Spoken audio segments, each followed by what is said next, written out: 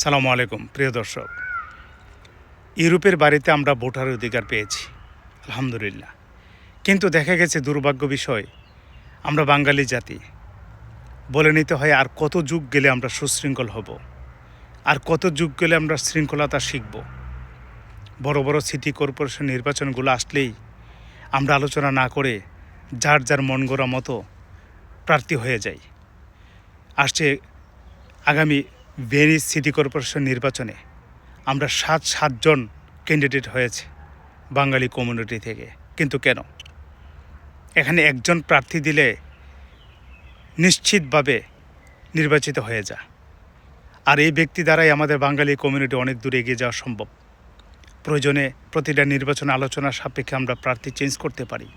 তা না করে আমাদের কেউ কারো অহমিকা আমরা ছাড়তে চাই না, সবাই আমরা ক্যান্ডিডেট হয়ে যাই।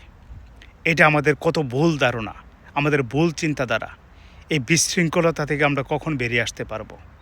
বাঙালি জাতি সারা ইউরোপে, বিশেষ করে ইতালিতে যারা আছেন, সবার কাছে একই প্রশ্ন, আর কত যুগ পর আমরা সুশৃঙ্খল হব, আর কত যুগ পর আমাদের ভেতরে এই কমিউনিটিটা ফেরত আসবে, এককত্বতা ফেরত আসবে, আমরা এককভাবে নির্বাচন করতে পারবো একজন ব্যক্তিকে ক্যান্ডিডেট বানিয়ে।